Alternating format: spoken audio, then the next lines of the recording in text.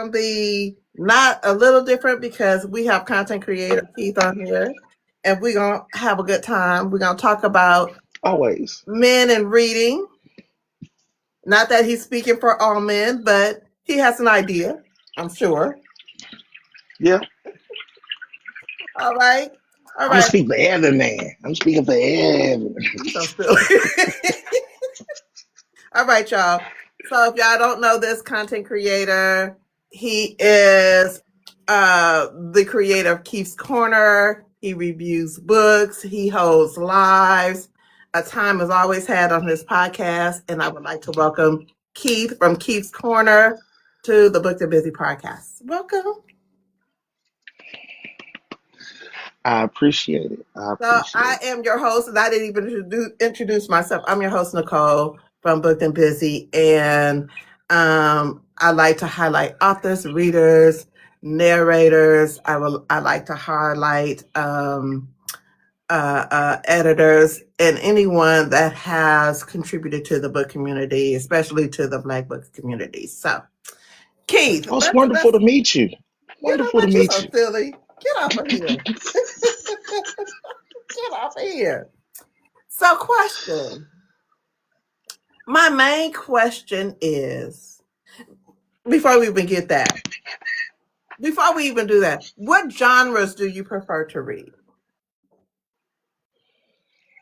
Um, I'm kind of all over the place right now, but if we take it to some of the first books I read, it would probably be suspense and street lit. Mm-hmm. If we go back. Why street So lit? right now, I'm kind of reading some of everything. I been dipping my toe into some romance, some fantasy. Um, I've also dipped into some paranormal as well. So So my question is, now that you've dipped your toe into it, why why do men only gravitate to suspense, mystery, and some horror, some like that, and some men like fantasy? Why do they only gravitate to those instead of like just in general? Why don't they gravitate to romance? um, my opinion from just people that I know is they believe that it's not realistic. Now, me personally, I enjoy romance if it's a very well written book. But from some of the guys that I know that read, they don't believe that it's true. They believe that it's a one-sided view. Just from what I'm hearing. I personally don't agree, but That's crazy to me. no, That is crazy that's to me because men always say they don't know what a woman wants, but it's written right there. I I I don't dispute that at all.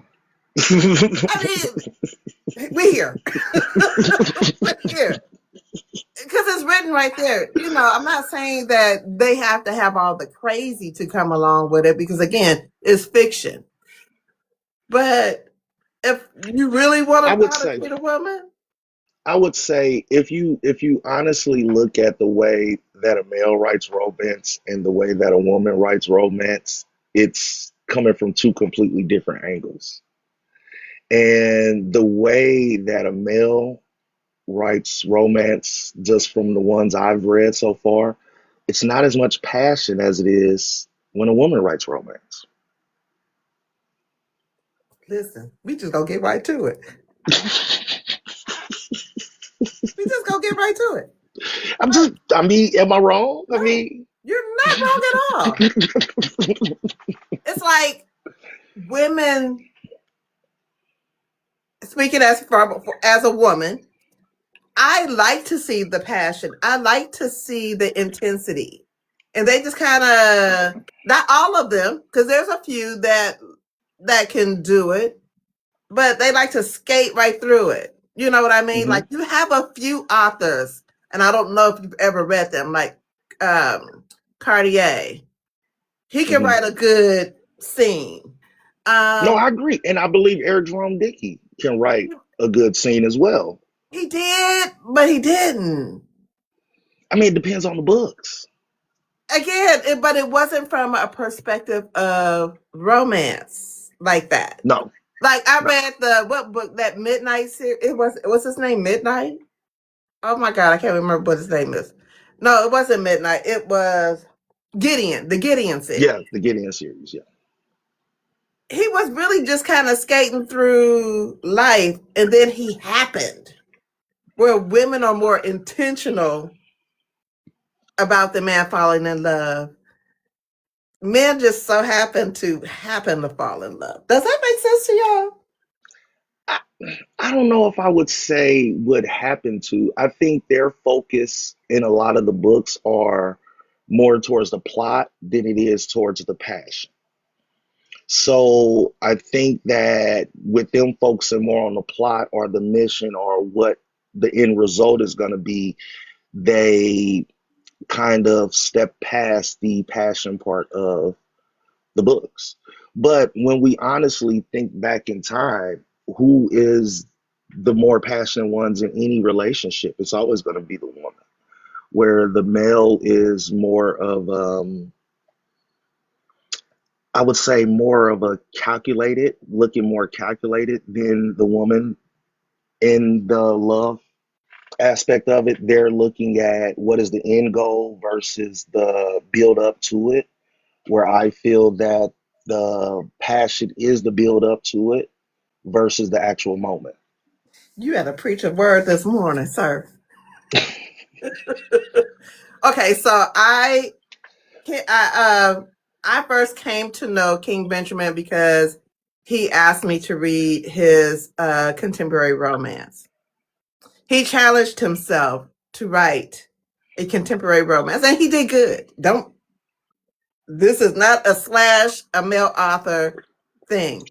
He did Oh, really not well. at all. I think that if men were more intentional about writing romance, uh it would be a difference. Not that men can't write, because I am a lover. I'm a fan of Michael Rain. I'm a fan of Cartier. I'm a fan of King Benjamin. I'm a fan of Cold. But I think that men have to get into that mindset of being more intentional about the romance part of it as well. I think that there's nothing more that they can do. I agree with you, but I think that sometimes women get so caught up in the intention of the romance they forget the plot.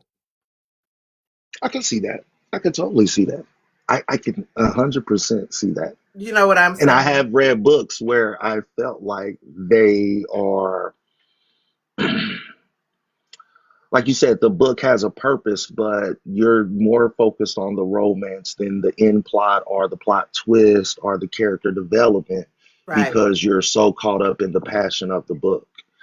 And maybe it's something that is, and no offense to anybody, maybe it's something internal. Maybe they're looking for more passion in their life.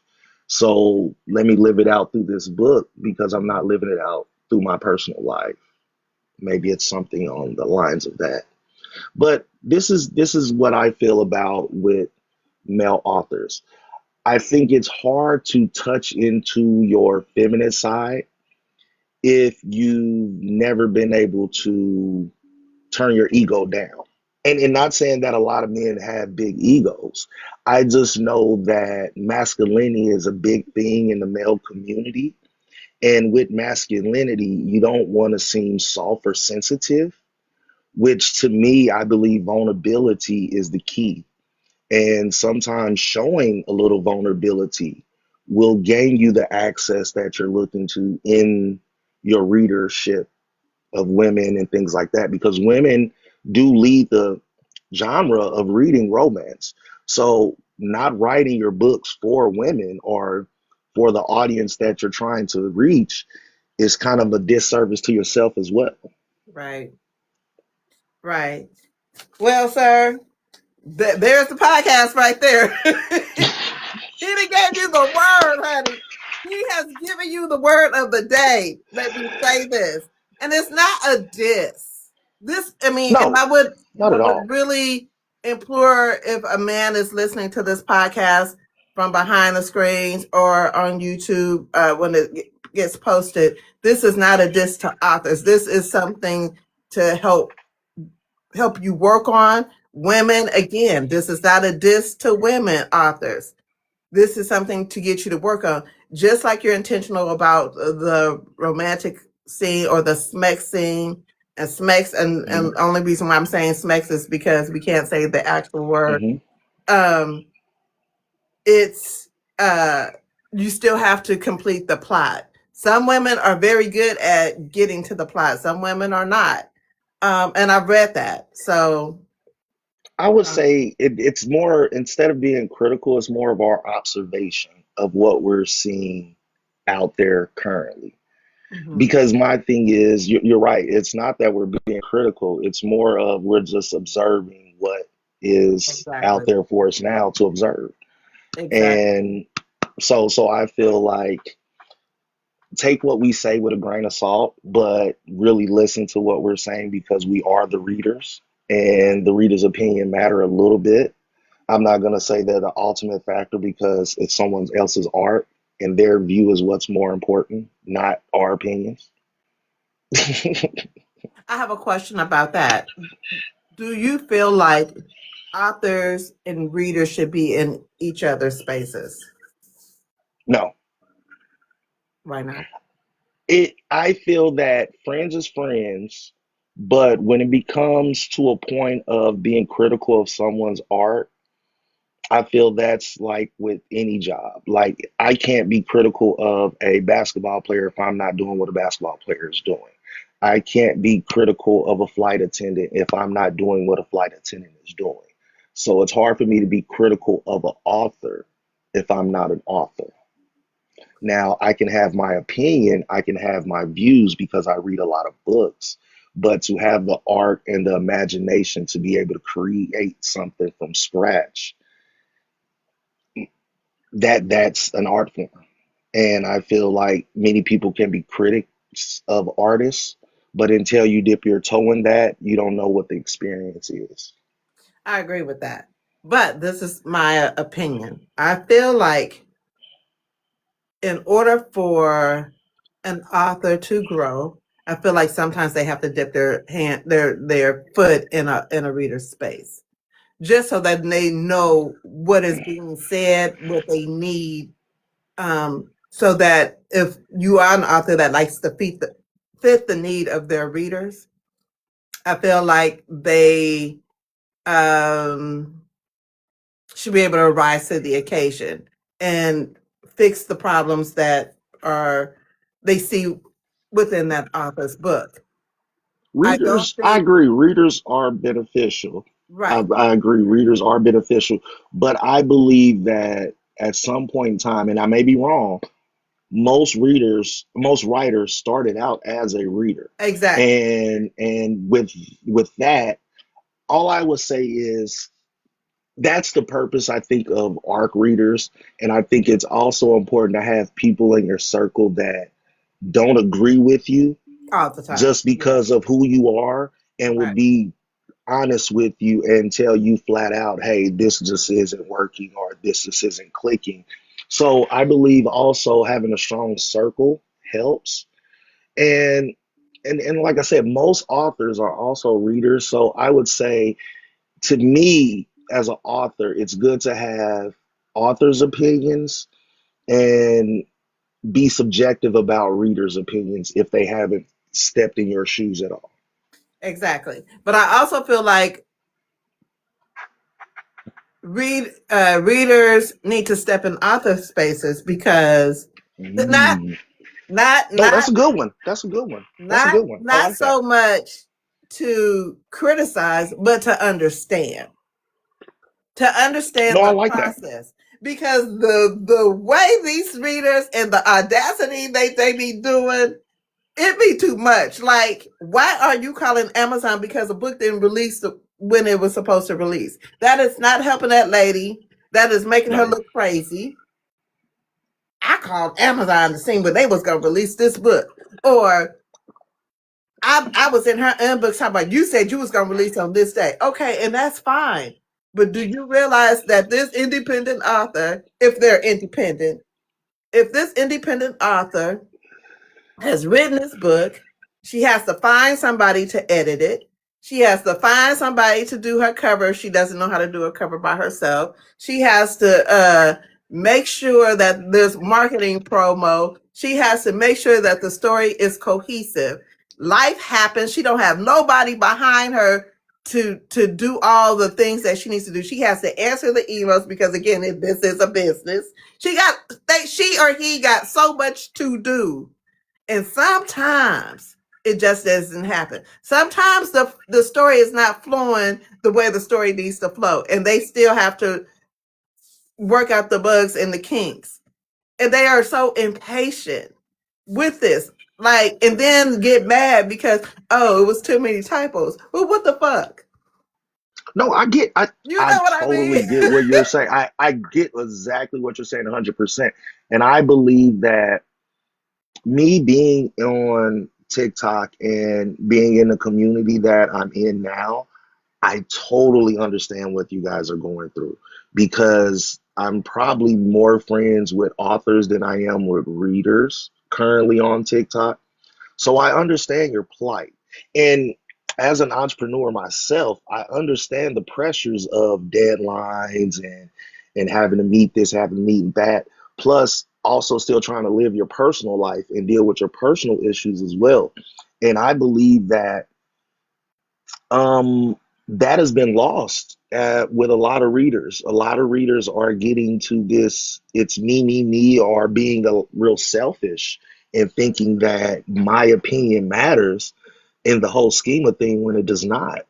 Um, my feeling as a reader is let the artist work. Let the artist create their art.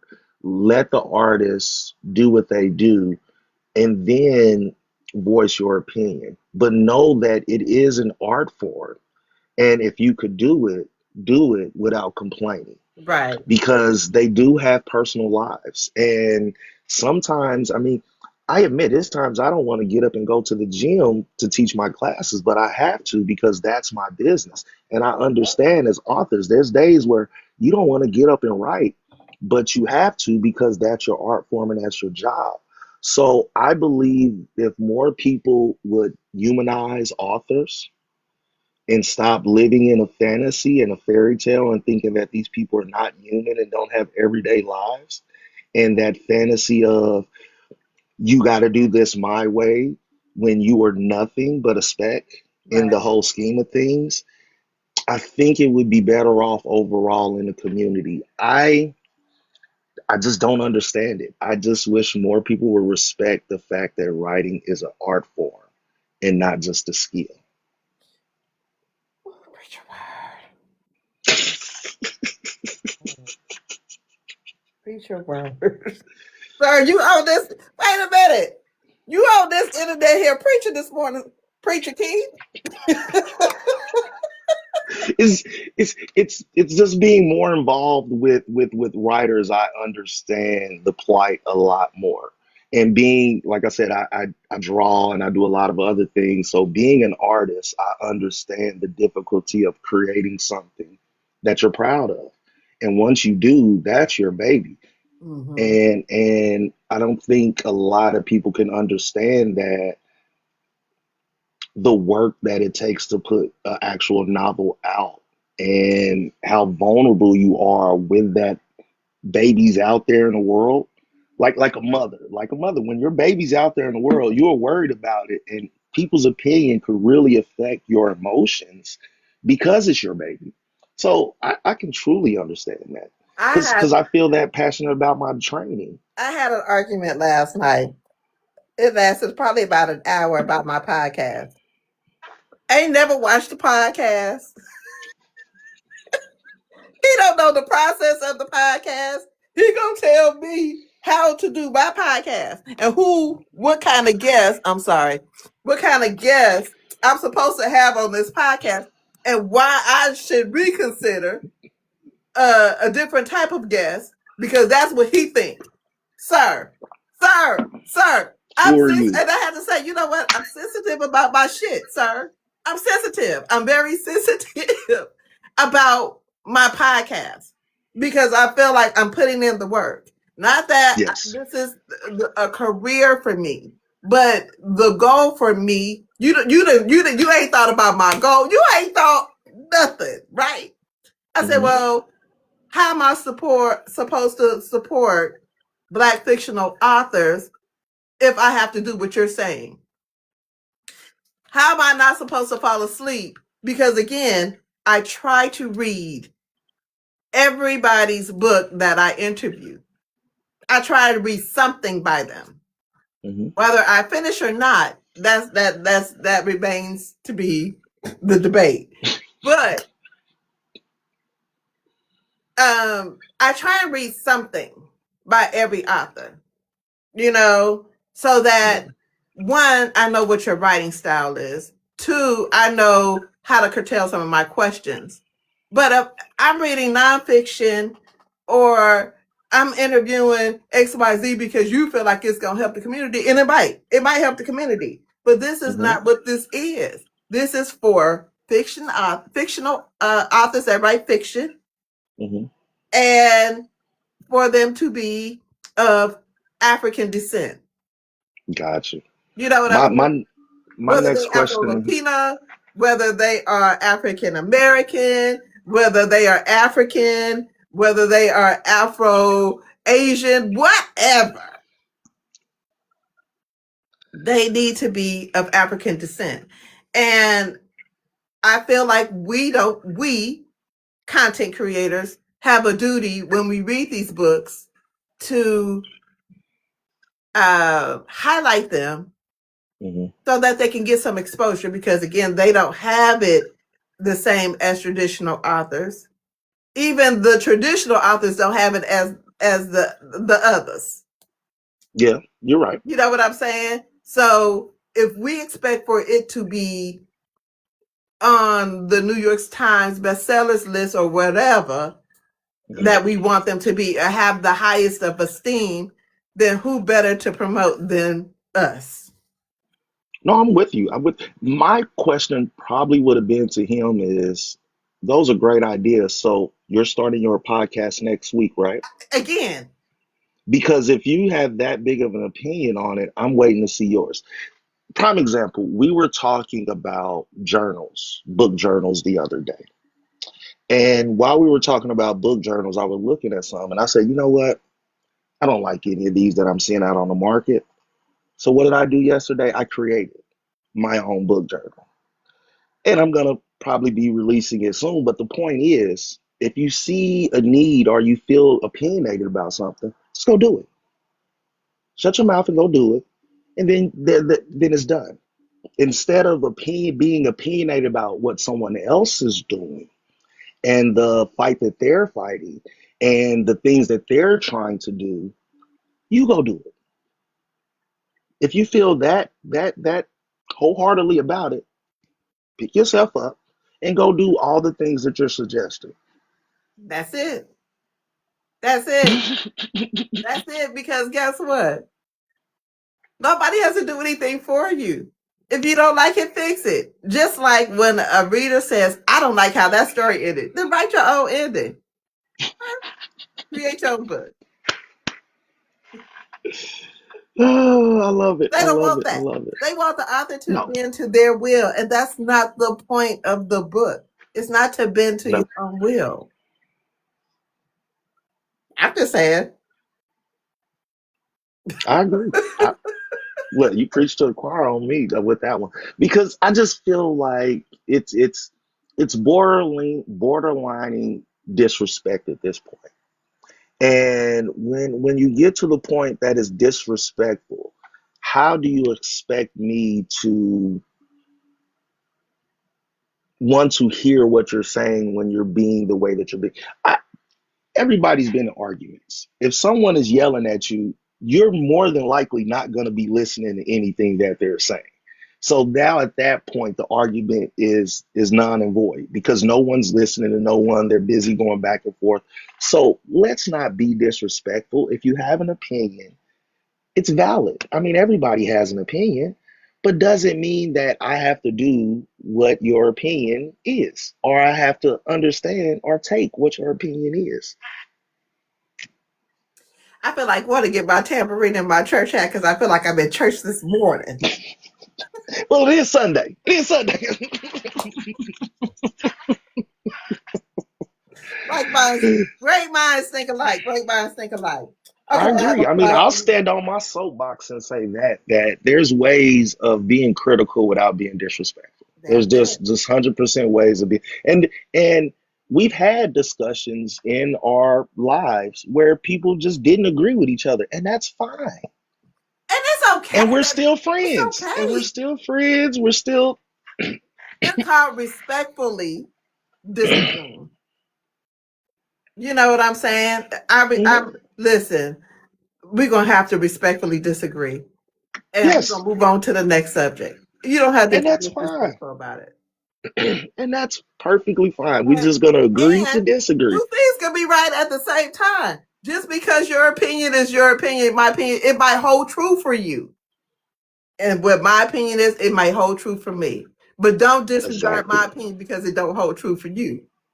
Exactly. Everyone's perspective and life journey is different. That So we part. can't expect you to understand what I've been through, and I can't expect to understand what you've been through. But we can agree to disagree, or we can agree to agree. And or agree to say, okay, well, maybe two things can be right at the same time, and we just gonna move along.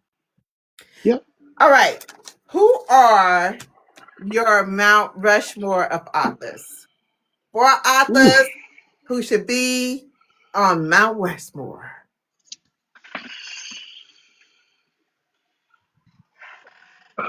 I knew this question was coming.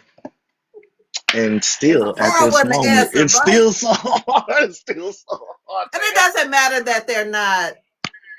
Okay, let me preface this by saying it does not have to be Black authors. All of them. Oh That's no, they're more than likely gonna be black authors on I'm my just saying on my this for Mount the Rushmore. people in the chat. Even though we promote Black authors and we read Black authors,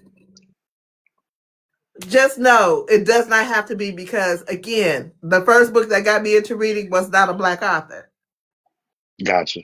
Gotcha. So, Okay, so if most people on here know me, I'm gonna go ahead and name three that they're probably already gonna know. One is gonna be Zane. One is definitely gonna be Walter Mosley. One is definitely gonna be Donald Goins. One is definitely gonna be Octavia Butler. listen, listen, come on, Mount Rushmore. I love that list. Ah, Why and the Donald Goines? last one, And please explain the significance of Donald Goines because not everybody understands who that man is. if it wasn't for a Donald Goins or Iceberg Slim, I don't think there would be a such thing as street lit. And I'm a mic drop on that. If it wasn't for Donald Goins or Iceberg Slim, I don't think there would be a genre called street lit.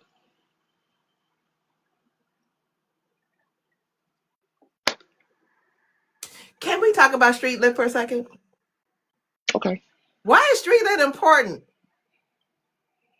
What is okay? Um. First of all, I'm gonna try and define it, and you define your definition of street lit. Okay. Street lit to me is uh, a work of fiction, a work of fiction for the people in the back who live in urban areas. Sometimes they might live in the country, sometimes they may not, but they typically have they're typically unalivers because we can't say that the K word on TikTok. They're typically not always, D-boys or girls. They typically run a empire of illegal doings. And it's a lot of unaliving going on because there's a lot of street politics going on. Okay. And that's my definition as best I can say it without being very street about it. Okay. My definition of street lit would be to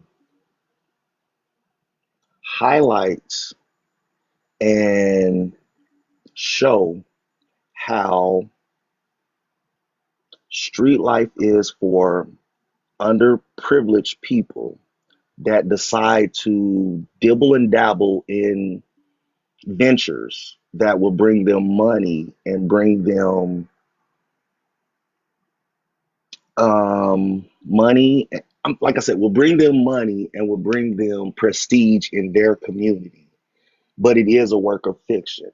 Some may dibble and dabble in entertainment of women and the entertainment of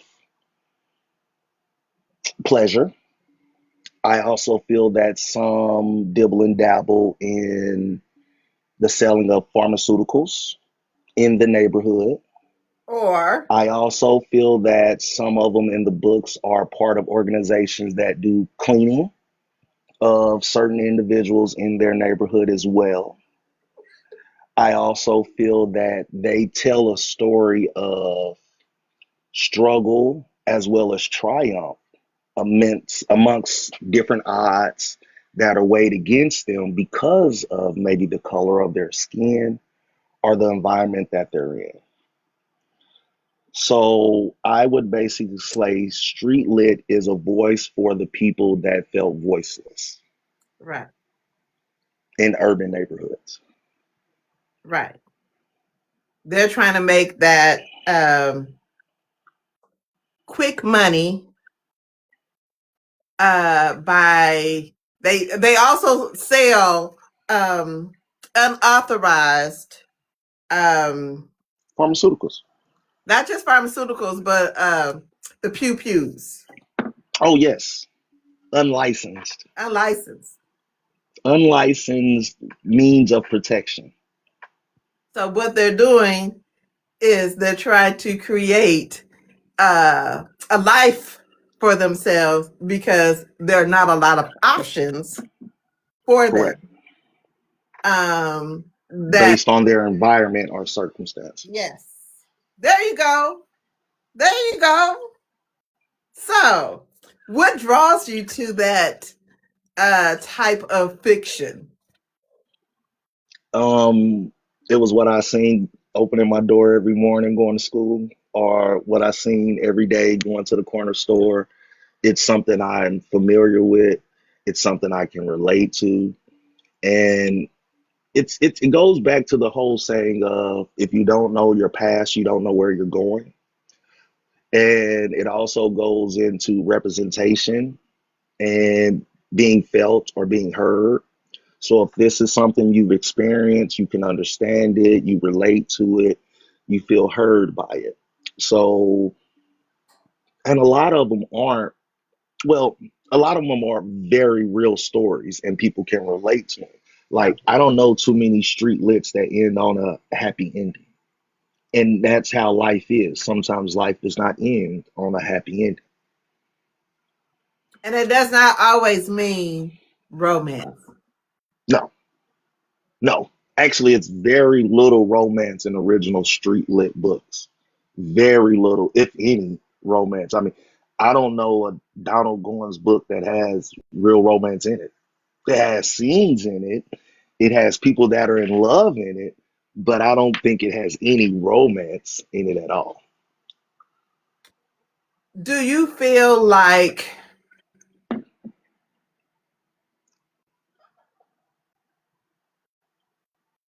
the books today are representative of street lit culture? Like the urban romance books of today, do you feel like it's a little, because again, it's a lot of multiple relationships or one night stands. Well, It's a I lot of feel like screwing. Do you feel I like the feel books like of today represent the books of yesterday? Or have I they feel like evolved or what? I feel like one moment, please.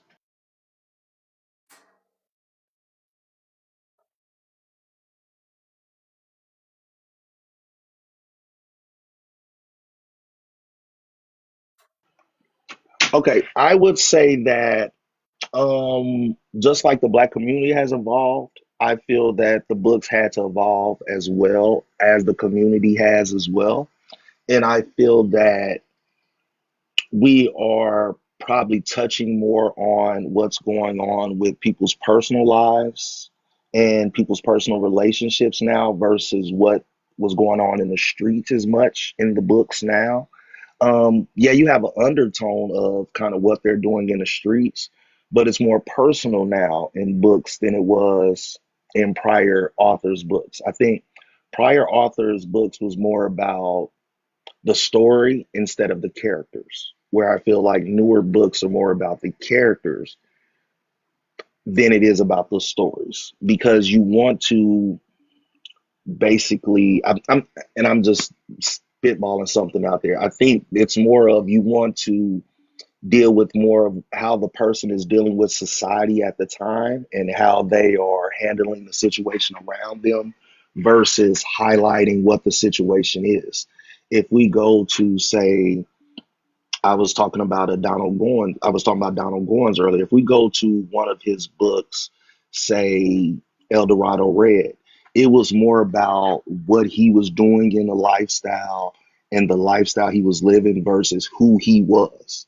Where if we go to a book like A.A. Lewis's Smoke and Fire, it was about Smoke and what Smoke's personal relationship with was with his game, with his brothers, with his father, and how that molded him into the person that he is versus what he actually did. What he did was an undertone and a good plot and a great story, but it was more about the character, I think, in some of the newer books. Do you feel like we're losing the art of street lit to urban No, romance? no, I just believe we're evolving because the streets are different than they were in the 70s and the 80s. So when you think about how the streets function now, I believe that the stories are evolving with the times that are evolving. I kind of do. I think I differ just slightly. I feel like we're evolving, but I also feel like sometimes we're losing the plot of the streets because in street lit, readers don't like to hear about grape. They don't want to hear about the morbid ways of what the streets actually do, and they're gravitating just to only to the romance of it. And they romanticize about that type of guy versus him being the monster that he really is.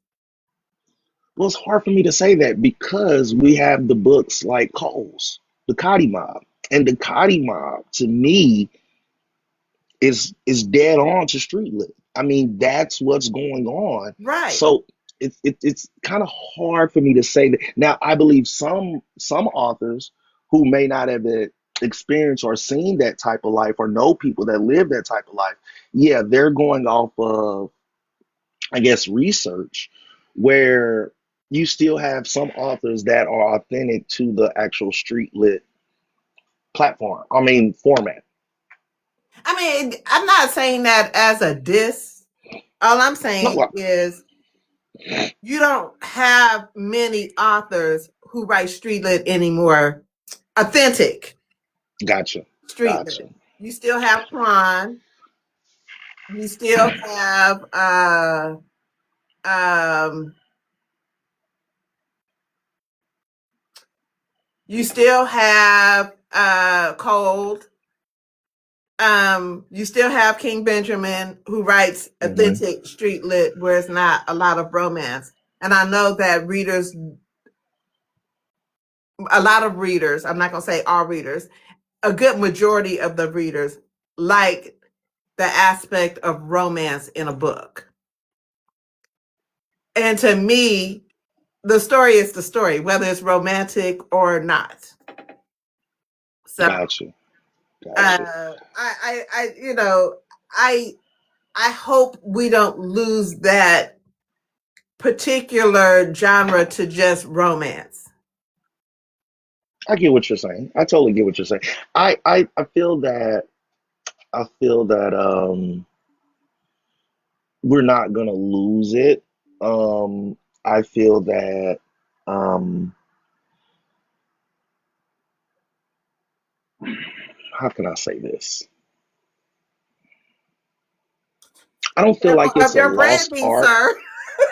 You said what? Be careful of your branding, sir. Yeah, I don't feel that it's a lost art. I feel that I mean when you say even with me with Keith's Book Corner, you still have that authentic street type thing, even though I'm not physically on a corner, you still get that vibe of okay, this is what I know from where I was growing up and how I seen people that were out there every day like that.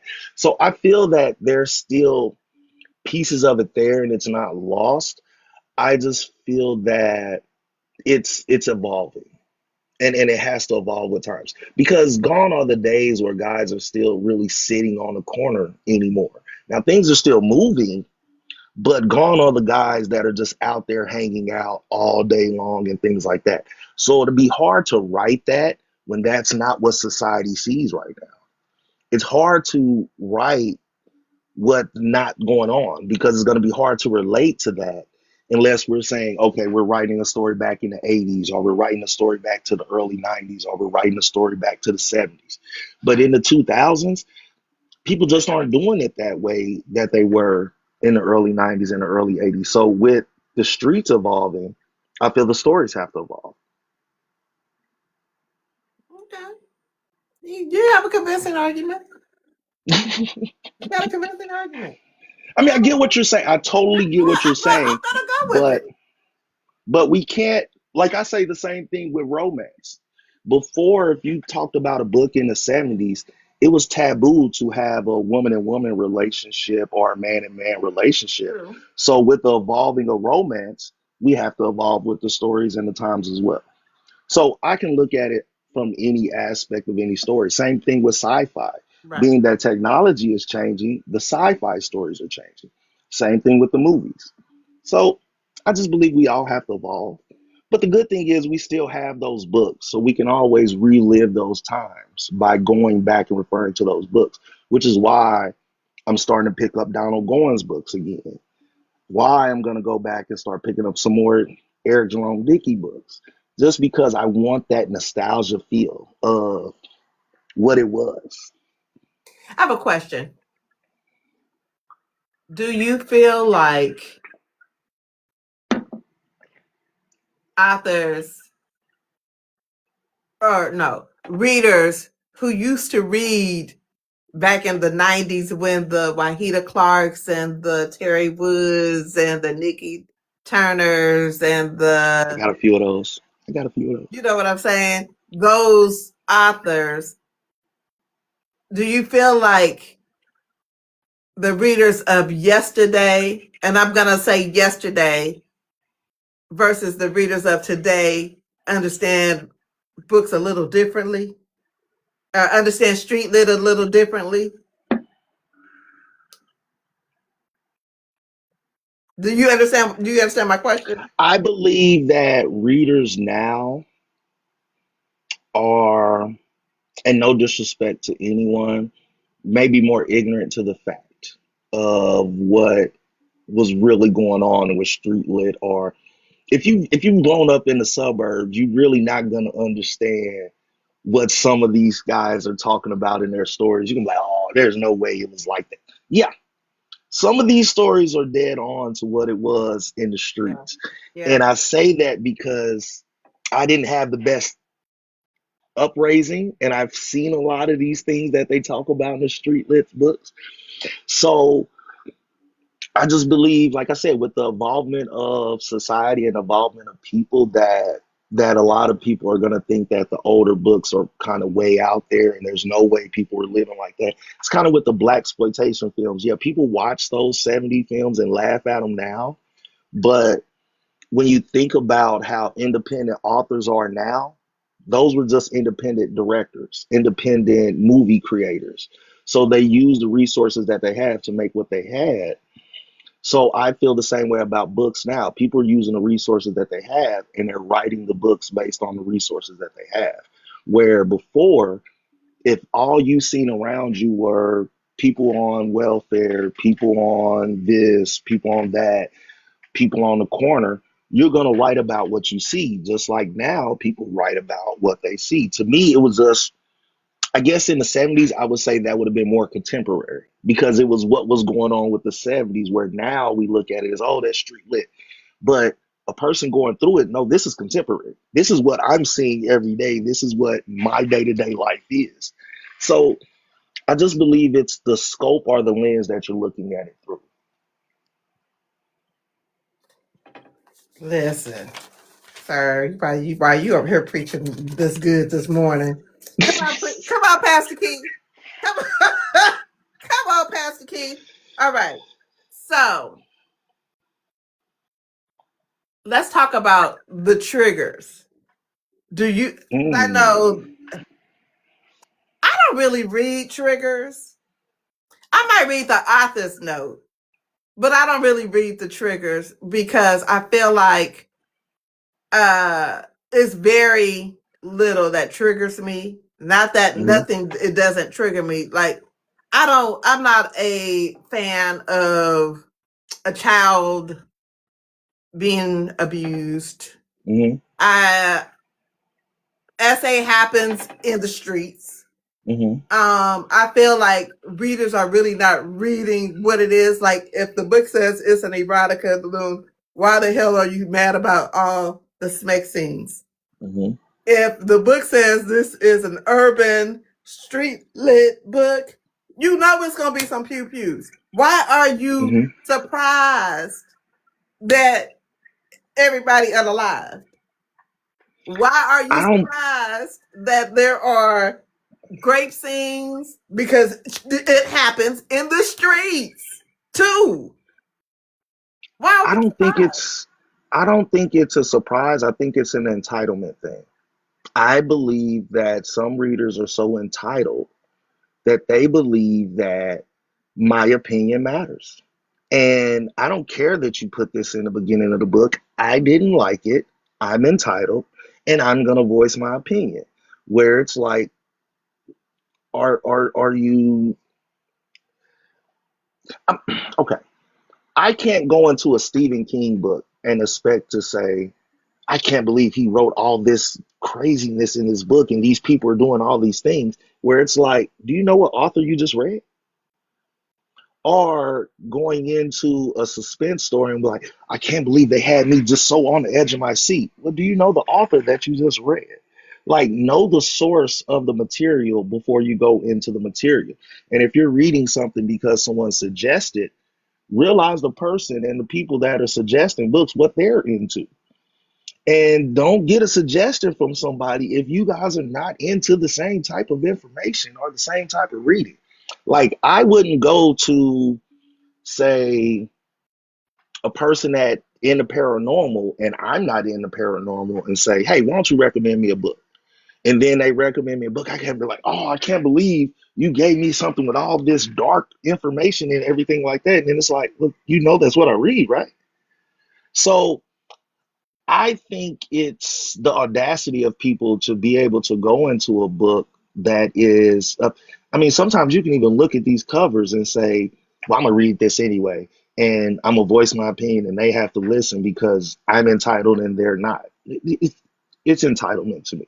It is truly entitlement because there's a book that everyone in the panel or people that are in the community that know me or on TikTok know me that there was a book in a series that they told me something was going on in this book, and everybody knows me. I'm not reading that book. You don't even have to tell me the trigger warnings. Once you told me what was in it, okay, cool. I don't have to read it. Oh, book three has this in it. Okay, I'll read book three. Nothing against the author. It's just I don't want to read that. And and the author is a great writer. It's just something I don't want to see in a book. And that's fine. But I'm not entitled enough to read the book and then go complain. I can't believe you had this in your book. No, I knew it was going to be in there before I read the book, so I'm not going to read the book. It gives Karen behavior when you do that. It Yeah. gives Karen. It gives Karen. Like, you know what I'm saying? When an author shares their art. Now I understand constructive criticism. Hey, going forward, maybe you might want to think about developing this character a little bit more because I would have liked to have known. Or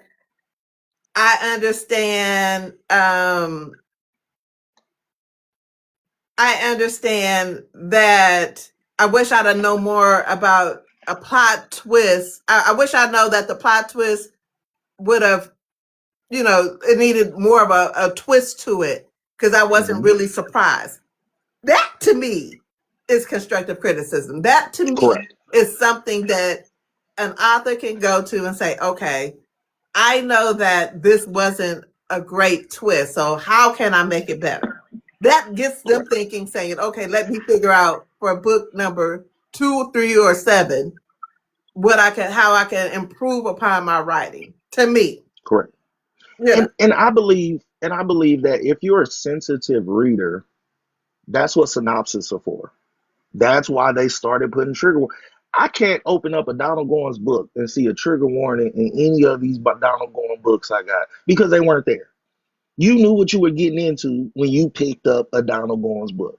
So now that they have to put in these trigger warnings, you can't say that or attack an author for something that you should have known was already in a book. It's kind of like saying, I'm gonna go eat at this restaurant, and now they start putting the ingredients on something. So you can't say I ate this and I'm allergic to it. Now it's making me sick. Where it's like, well, you should have read the ingredients before you ordered it. Or I mean, it's just very frustrating to me the entitlement that a lot of people are having these days and feel that their one opinion out of billions of people really matter. I'm not saying an opinion doesn't matter, but is it your opinion where they try and pass it off as a critique? It's not a critique. Your opinion is your opinion, and sometimes, I got you. you I know what got I you. mean. I get what you're saying. No, I totally understand what you and that's where I get back to the entitlement, where you Yeah, feel like your opinion is the end all be all. yeah, yeah. Or the or like you said, the Karen activity. It is Karen behavior for real. So we're gonna play a little bit of this or that. Okay. Okay, fiction or nonfiction, Fiction. suspense or romance,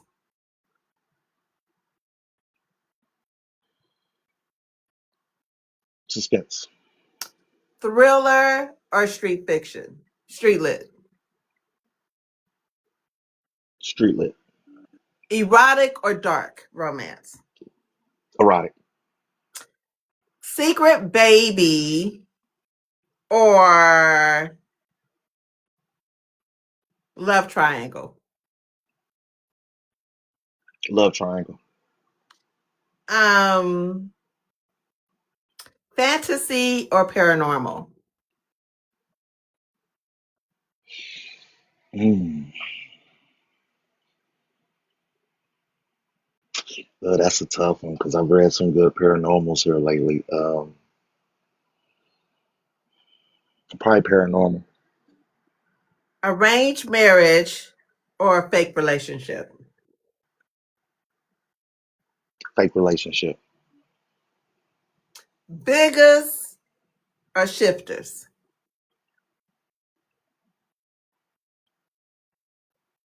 Figures. corporate, a corporate thug or a street pharmaceutical rep. Street, street. Um,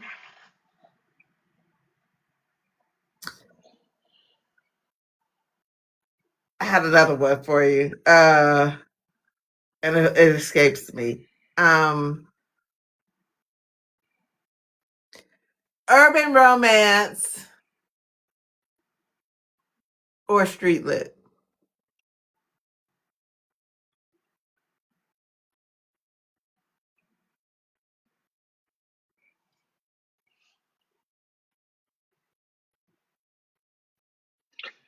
Ugh, that's a tough one. That's a tough one. I like both of them. Um, let's go with street lit. Okay. Guess what? You can reserve your right to change your mind at any time.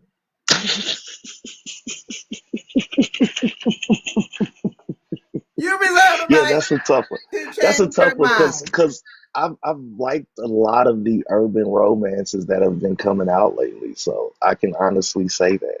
Like one of my favorites right now is Only for the Week because can't nobody tell me I'm not wrong. I just need the money. What is okay? So your favorite romance? What is your favorite book of 2025? Do you have one? Ooh, I don't have one. No. How many do you have? I've read a lot of good Can you books in give me three 2025. your favorite books of 2025? Three, just three, and One that's of in them no would particular be order. okay, yeah. One of them would be Parable of the Sower. Okay. Um,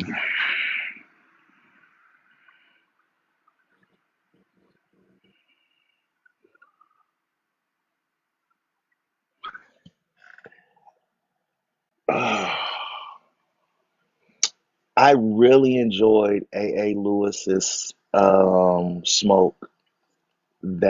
That definitely will be on my list, and probably King of Ashes. Okay. You all over the place, sir. Okay, I like it. I like it. I like it. I like it. If I had to name three, I have more than that, but if I had to name three that I can say took me through different emotions throughout the book. Oh, can I add an honorable mention? Uh-huh. Sky Full of Elephants. Really? I Okay. love the concept of that book. I love the I concept of couldn't that get book. into it. And maybe because I'm a mood reader, I just wasn't in the mood to read it. Not to say I didn't like it, but I just couldn't get into it. She said, When "What's that about?" when I read the first sentence or the synopsis and it said that all the unmelanated people walked into the nearest body of water and unalived themselves, I had to read it. Hmm. I did. I couldn't get into it. What? Okay, but you know who? What book is very similar to that? Echoes of Man. And the reason why I say the Echoes of Man. Did you read that? Not yet. The Echoes of I'm Man gonna read it. I'm by gonna read Navi it. Yeah, Ravi. I'm gonna read it. It's on my list for when I finish Cole's book. When he got rid of all the men, Hmm. Oh, trust me, it's on my he's list. It's on my diabolical. list. It is on my list. It is because I plan on in January. My big thing in January was doing series. I'm doing series in January because after the series, I read multiple series last year, and I just had to take a break and go with standalones for a while, just because I read some very long series last year. What book So I'm surprised you start. the most though that you've read? That you was like, damn, this book was hella good.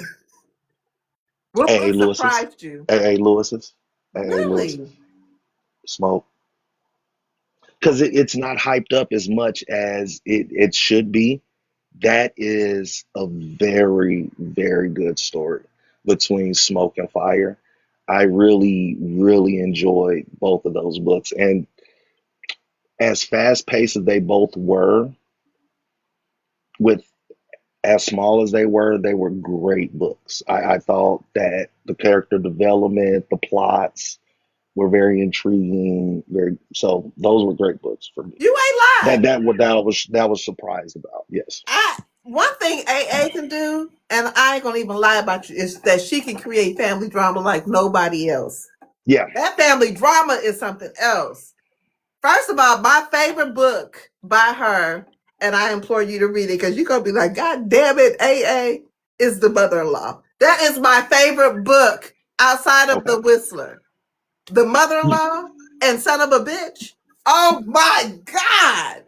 You're gonna Was appreciate this one too, because there was another book that shocked me, what? and it was The Rise and Fall of a crime god. My favorite book, my favorite character, Phantom. That book surprised me as well. That I can plot twist honestly you admit never that saw coming. actually were you we shocked kind at of the talked plot about twist? it. No, I kind of somewhat seen it coming. I kind of somewhat seen it, but I was taking notes throughout the whole book. So when I Okay. got to a certain scene, I was like, and we actually talked about it, me and Latoya, and she said I was close, but I wasn't dead on. But yeah, I was very close to predicting it. I didn't predict it because I just read it. I don't be taking notes. Well, to me, that's my annotating. I don't annotate a book. I kind of have a little notepad next to me and I kind of highlight notes that I take from a book and I kind of put it in my own words just so it helps me remember and retain the book a little bit better. So that's hence why I wanted to do the journal. Are you uh are you a visual reader or an audio reader or an Both. e-reader? Both. I probably read more physical and more ebooks than I do audio, but both. Okay, okay.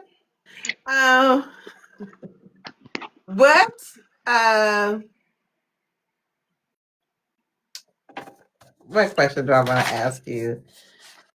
Because first of all, what is your favorite character? No, no, no, no, no, no. Scratch that. Scratch that. Who is your book wife? Who's your book girlfriend? I know you married. Who are you smashing? And who are you unaliving? And one more, who is your best friend out of the books that you read that you love? What Okay. book?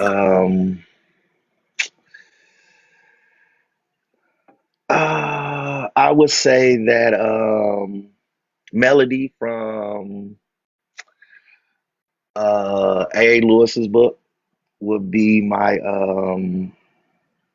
girlfriend. I would say that Yana would be who I'm smashing from Enigma. I would say that I'm mad I can't remember her name from The Huntsman. Um, the one from The Huntsman would probably be my sneaky link.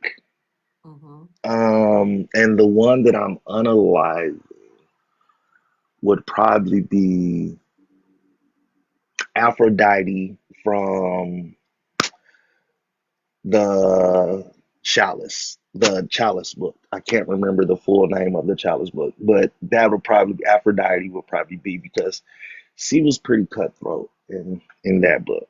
Who's your best friend? If you could pick any character out of any book, who would be your best friend ever? Mm.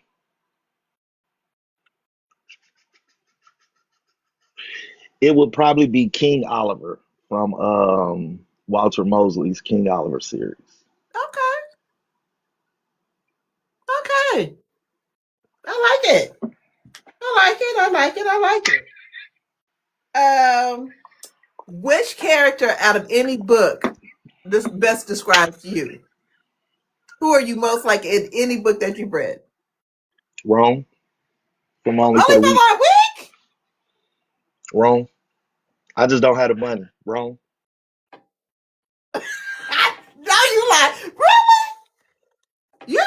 know about these people.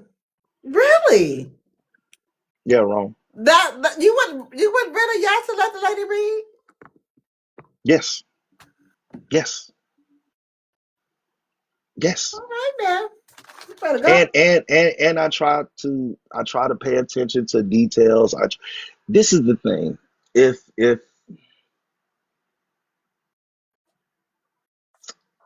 I try to be a person that is very caring, Hmm. very understanding.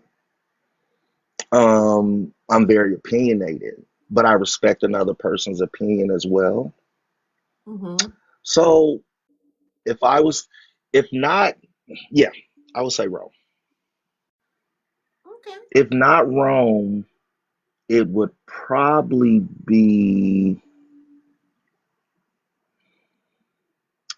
I can't remember the character's name from the Huntsman, the male character. Um, it would probably be him. If Okay. not Rome, the male character from the Huntsman. Okay. What would your followers be shocked to know about you?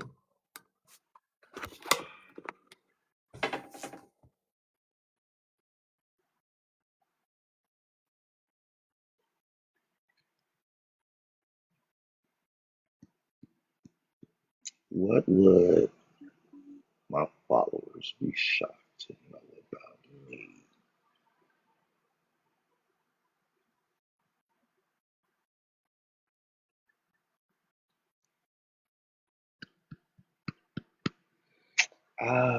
Hard to say.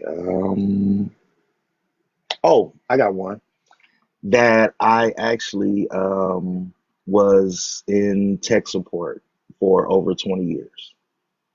That I used to be a systems engineer and work on computers every day, all day, build systems, build networks, things like that. Okay. That I was into technology as much as I was. And maybe, well, no, with me being in fitness, people would believe that I played ball. But yeah, probably that I was in tech support for as many years as I was. Football or basketball? Football. I played semi-pro for a while, played a little arena, stuff like that, but that's about it. I heard that. All right. Um,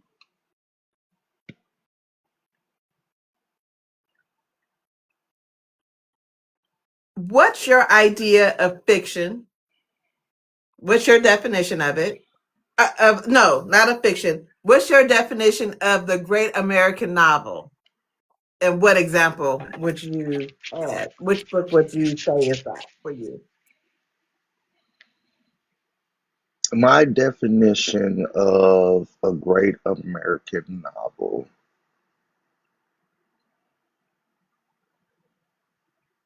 would be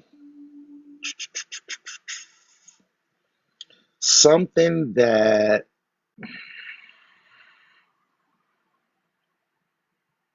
something that feels like the reader could relate. Well, we're talking about just in general the great American novel. So I would feel that something that has a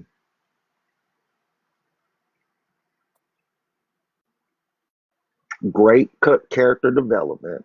Mm-hmm. It shows the characters presented with an issue, how they overcame that issue, and the steps that they took to overcome those issues. Um, and it has a plot twist that is unpredictable by the end. Hmm. Okay. What book fits that category for you?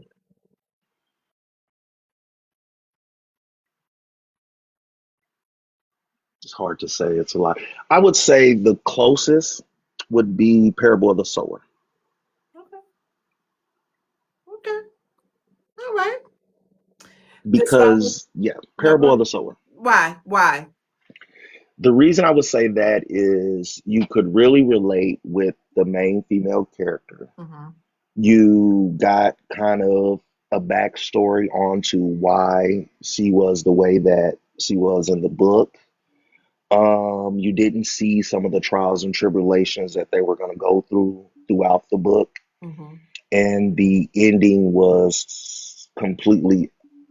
I mean, the plot twist was no way you were going to figure out some of the plot twists inside of those books based on the information that she was giving you. Mm-hmm. Okay. I'm gonna say my idea of the great American novel is several books. Um,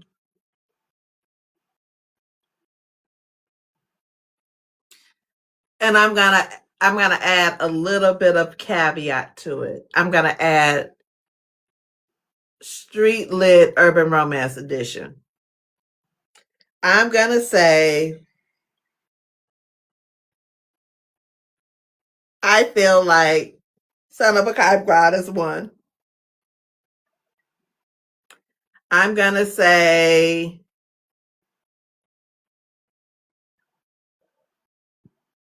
um, Ethic. However, people may feel about Ethic and his morals is two. Specifically, a moth to a flame. Even though I was angry as all get out, Mm-hmm. she evoked anger. She had a way of evoking sympathy Mm-hmm. a little bit for Ethic and the kids. Mazan, when I tell you, he is the person I want to unalive over and over and over again. It was all of that. I'm gonna say those two. And See, and if you say that with those parameters, I want to say Cole's book. The Ducati mob takes me through those emotions. There are a couple of characters I got mad at, a couple of characters I was rooting for, a couple of characters I wanted to unalive. So based on those parameters, I would also want to throw Cole's Ducati mob in there. Because after reading one, I just couldn't wait to read two. So I'm with you on that. There's certain books that send you through those Losing certain waves of Control by emotions. Lady Nisha. Oh my God. The female main character, I want to beat her ass.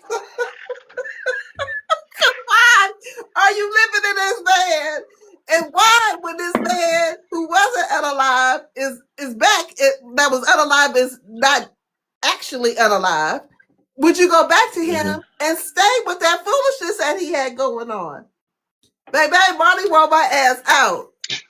She did. She did. She took me through the ringer. Oh my God, she wore me out.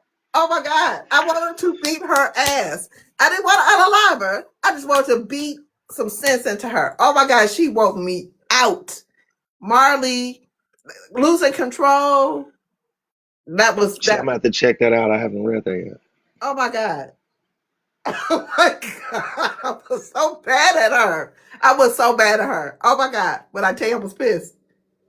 I felt I sorry for believe it. her in the beginning because she felt like she loved the love of her life. Then she found love again, and she. I'm not trying to tell the story so you can read it, but she found love Gotcha. again, and some bullshit happened, and she was stupid, and I wanted to beat her ass. I did. I did. You know, another series that I feel like, even though it's erotic, it's polyamorous, it's street, it's product of the streets, bar none. Gotcha. Oh my Gotcha. God. Listen, There's nothing wrong with a little I'm erotica just every saying now and then. You know what I'm saying? it Nothing gave you wrong with all it. the feels. And sometimes you have to take a break. Yeah. Ain't nothing wrong with that. Handle your business and come Little back to it. smacks every now and then. Little smacks every now and But then don't hurt no, it nobody. wasn't just the smacks. It was really, these villains was very villain-ish. Gotcha, gotcha, Oh my gotcha. God. When I tell you that lady can write a billing, oh, they be doing the most. So You know a book that I read at the end of the year that is actually, the more and more I think about it after I read it, that's moving up my list.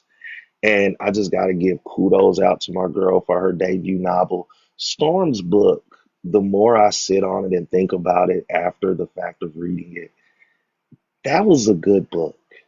That was a really, really good book. And it evokes emotions if you really sit and understand and sit on some of the things that she's saying in that book. So that's growing on me more and more after I think about the book. I gotta read it. I haven't read it yet. It's yeah. I took my time with it. It took me almost a month because I wanted to make sure I fully understand some of the context that she was describing. So I was reading other books in the time and taking notes on that one, but I just say take your time with it. Okay. Take your time with it. Don't feel rushed. Sometimes putting it down, picking it back up will help you understand some of the things going on with the tethers a lot more. Okay. I like it. All right. So I got to give her kudos because I kind of finished that like right on the 30th. But the more and more I think about it after the fact, that was a really good book. I can't wait to read it. And the reason why I'm waiting to read it is because I want to not be I want to be fully into my novel, and I feel like that is something that is I won't take and put in my novel because my novel is Gotcha. fiction. Gotcha. And that's So now that understandable, I'm especially if you're in the finishing up middle of on it. writing.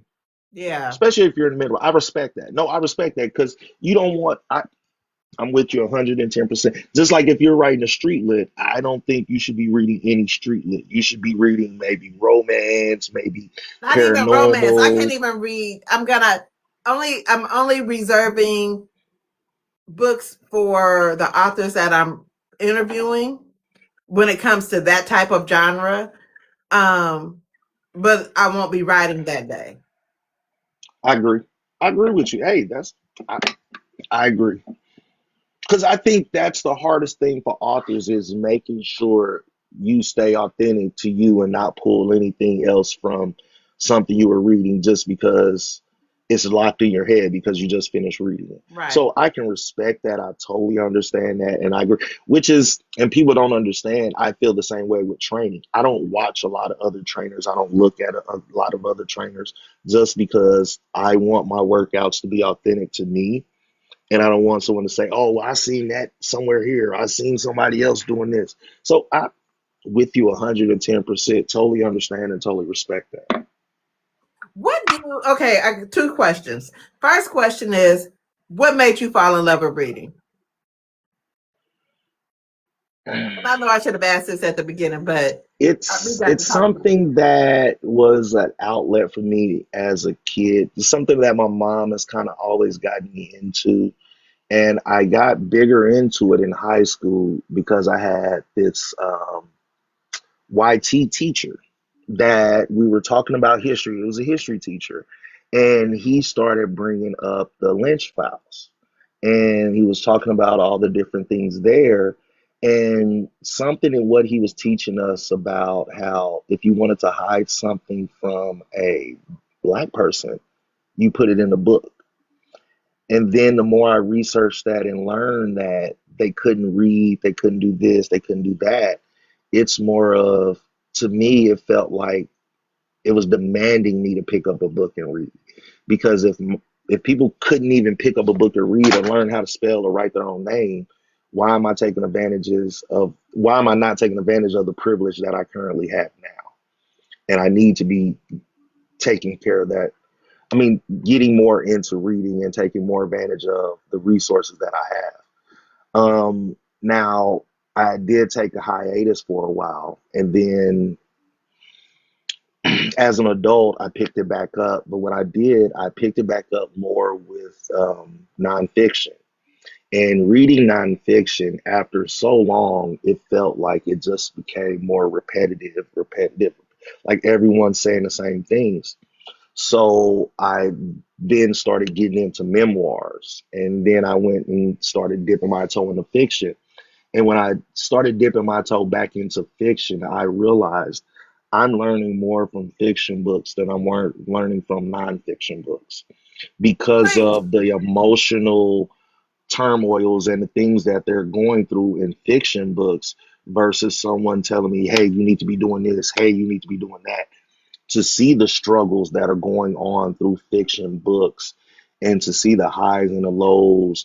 And like you said, with some of the tropes that they use, where you see people going and taking care of autistic kids, or you see someone going through different mental issues, or their family going through their parents having dementia. Now you have to navigate that throughout your life. That I feel that one thing I always knew growing up is my mom always said, pay attention to your environment. You can always learn something from somebody older than you or more mature than you, or people that have gone through things that you haven't gone through so that you don't have to go through those things. And I feel that that's what fiction books do for you. It helps you live kind of through those vicarious things that are written in the book without you actually having to go through those things in Right. life. So I feel that it is to everyone's benefit to start reading more fiction and understanding the way that different people navigate throughout life and different people navigate certain situations in society and in life in order to make you better equipped for those things or those situations. Preach a word, sir. Preach a word. Um, let's give you a few more questions and we're gonna wrap it up. Describe yourself in one word. Driven. Okay. Name something everybody loves that you hate.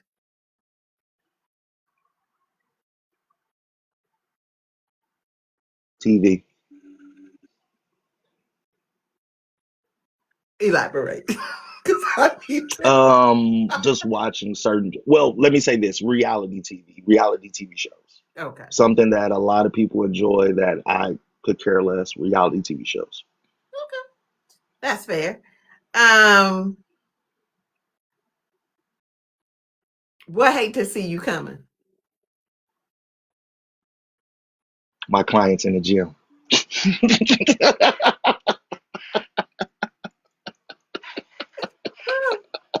Yes. Yes. Fill in the blank. Blank is life. Love.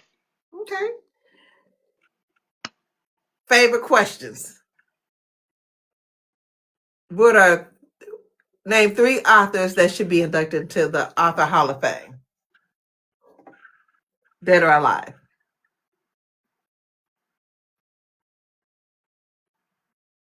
Okay, I'm gonna name authors that I know that are independent that probably aren't getting the kudos that they should be getting. Because the ones that I would name, a lot of people have already read their books. Their books have been published traditionally and things like that. So I'm going to throw out A. Lewis. I'm going to say Latoya Nicole. And my last two are going to be men. And I'm not too deep in their catalog yet, but I still believe that based on the two books that I've read, that they both deserve this spot. And that's going to be Cole and Navi. I like it. I like it. So that to me would be my list of the three right now. It's all right. It's all right. Yeah, I know she said three, but those two guys right now are neck to neck with me on them being inducted. So I would say those three. Definitely A. Lewis because the books I've read by her just totally grabbed me by storm, and I'm mad more people aren't reading her. I would say Latoya Nicole because I've read three of her books now, and I can't believe that C's not getting the just dues that C deserves. And as I said, with Cole and Navi, Navi has a great audiobooks, and the stories are very poetic and deep. And Cole he keep with the Ducati mob. It's like watching a TV series in a book because you have so many underplot stories. You have so many things that pull you one direction, pull you another direction. You get to the where you don't like some characters, you do like some characters. Sometimes you're rooting for the bad guy, sometimes you're not rooting for the bad guy. So I believe that those four authors invoke a lot of emotions that they're not getting the recognition for the books that they're writing. I love that. 5 authors to dinner, dead or alive, and why? That goes back to my Mount Rushmore. Okay. Definitely Donald Goines, Okay. definitely Octavia Butler, Okay. definitely Walter Mosley, Okay. That's good. definitely Zane, Okay. definitely Zane. One And more. my last author, uh,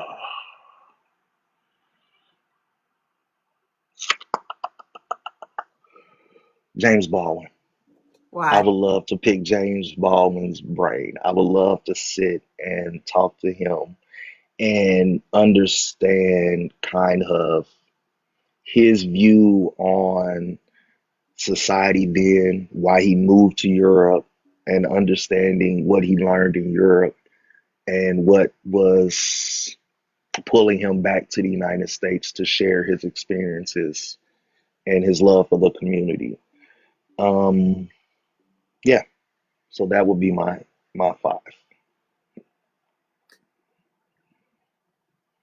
I can't even disagree with you. I love it. So why Donald Goines? Why Octavia Butler?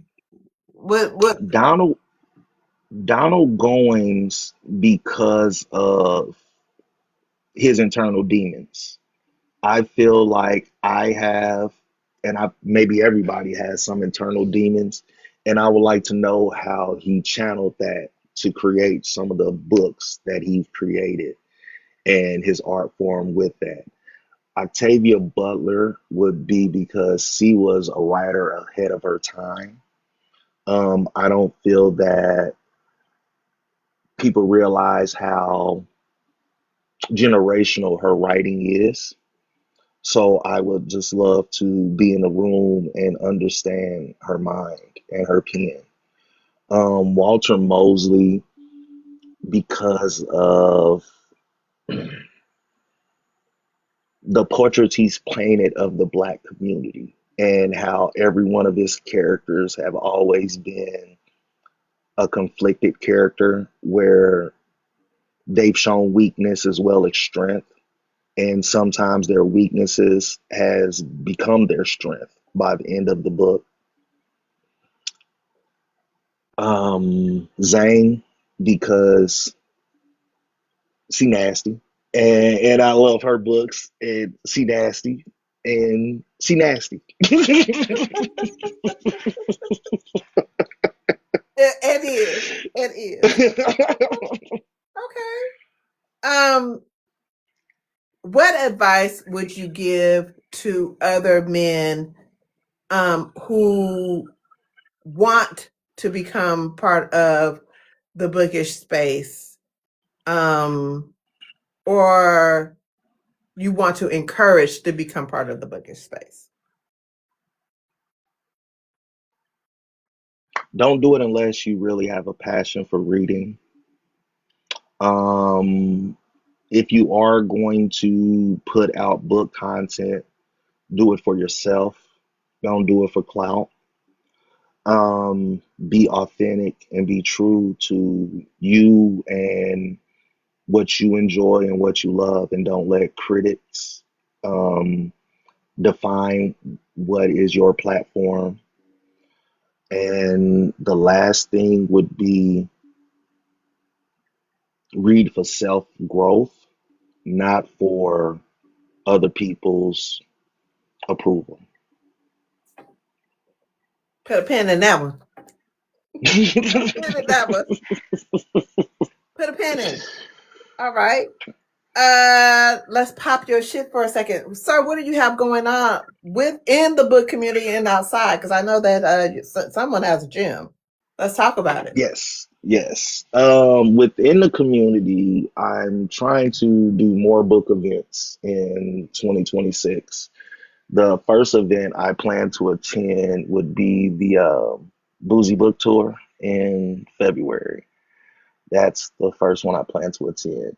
Outside of the book community, I'm currently working on launching a online training. I also have my own gym in outside of Atlanta in Snellville, Georgia, and it's True Fitness by Keith. So outside of that, that's pretty much all I got going on is books and training, books and training, books and training. That's my Oh, life now. listen. Okay. Love it, love it, love it. Where can folks find you? What are your social sites?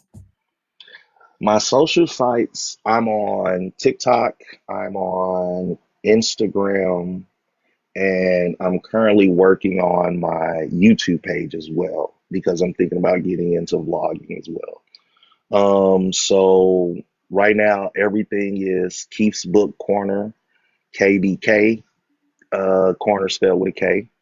And that's on Instagram, that's on TikTok, and that's also going to be on YouTube. Also created the Substack with the same name. So I'm going to be also adding things to Substack as well pretty soon. Um, and if you're looking for gym information, I am True Fitness by Keith, TRU Fitness by Keith on Facebook, Instagram, TikTok, and Snapchat. And you can find me at any one of those platforms if you're looking for fitness tips or anything dealing with fitness. There you have it, y'all. Y'all make sure y'all go support him on all his platforms. You make sure that if Thank you. you're looking for your gym needs, that you hit him up. He's a very likable guy. I'm sure he will give you some good advice, especially if you don't live in his area. But if you do live in the area and you're looking to get your body right, y'all go check him out if you are close to him. Um, as for me, I will be at the Boozy Book Tour in Las Vegas as well. I'll be your official podcaster there. So I will be walking around with my little microphone, uh, doing uh, author interviews as well as probably some reader interviews, checking to see what y'all got going on at the Boozy Book Tour. So that should be a good time. I also will be at the Cali Author Takeover in April of 2026. Well, we are in 2026 now. In April, I will be your official host for the game night as well as for the book event. So a time will be had. As far as for what else am I doing? What else am I doing? I will be at the Denver at the Dungeon Night at the Boozy Book Tour in Denver, Colorado in June. Don't forget Atlanta. I'm not sure if I'm coming. Oh, okay. I'm gonna try. I'm supposed to be Okay. in Atlanta, but we'll see. Okay. We'll see. We'll see. We haven't talked about it yet. I mean, we I haven't feel you. I was talked. hoping. I was hoping. I was hoping. He said I'm coming. Okay. So anyway, I'm supposed to be at BRBF. So that is what I'm supposed to be doing. And then the latter part of the year, I don't have any confirmed plans, but there are a few events that I'm thinking about going if I'm not out of the country. Coming up on the Booked and Busy podcast next week, I have author Kyrus Ashley. Super excited to talk to her because I need to ask her some questions about this last book. I mean, one of the books that she wrote. Yeah, I got some issues and some challenges with her on this book, but it's good. It's good. And then on the 11th, I have author Kendra Nicole. Super excited to talk to her. Same bat channel, same bat time, 1 p.m. Eastern, 10 a.m. Pacific, 12 p.m. Central. I would definitely be in attendance. We will be there. Thank you so much. Let me tell you something. let me say my thank you right now. Thank you so much for being a guest. Thank you so much for always supporting my lives. Thank you for supporting my podcast. I always see you in there. I always see you saying something. Thank you so much. It means a lot to me. It you don't get a lot of men in this space. You get a couple, and when we get them, we try to hold on to them because we want to encourage more men to come into the space. It's not about bashing men at all. It's a space for everyone to like what they like. You know what I'm Hmm. saying? If you happen to like authors, black authors across the diaspora, across the universe, then Hmm. that's even better. We would like to encourage you to read more black authors. You know what I'm saying? And give them a chance, and so on and so forth. So thank you so much. I Thank thank you you. guys for Thank you. opening up, for opening the community and embracing me. I think that you ladies are wonderful. I feel at home and I feel comfortable with you ladies. To me, it's just a form of respect to show support and appreciation when you see strong black women doing things for themselves and pushing themselves out there, staying strong, being bold. And there's nothing wrong with voicing your opinions on how you feel about guys. I'm never offended because I know when you guys are talking about some of these men, you're not talking about me because I don't fit those same standards. I might joke around and say, oh man, y'all always bashing men. I know I don't fit that category because I'm a man above men and I'm one in a million and no other guy can stand up to me. That's not me being cocky, that's just me being real because my views and my outlooks on life are different than the average guy. I don't lead with ego. I try to lead with my heart and with love. So I appreciate you. And I know no other way but to show love to a strong, beautiful woman because that's what I was raised by is strong, beautiful women. So every now and then, you got to give their respect. And I believe you deserve your flowers because you are a great, great, great great influence on the Got me up community. here blushing and shit. And because you are a great influence on the community, what you are doing should be appreciated. You are putting forth independent authors, you are putting forth independent people. And to bring me up as a creator, knowing that a lot of your basis is authors, I feel incredibly honored. And I feel that I have a place in this community, and you let me know that I have a place in this community, and I truly appreciate that. And I truly want to just give you your flowers for that because you did not have to do that for me. And I believe that I will be appreciative and just wholeheartedly grateful if you were able to blow up and grow and be more abundant and more prosperous in this community. And I wish that you get all your flowers and all that you deserve in this community. Thank you.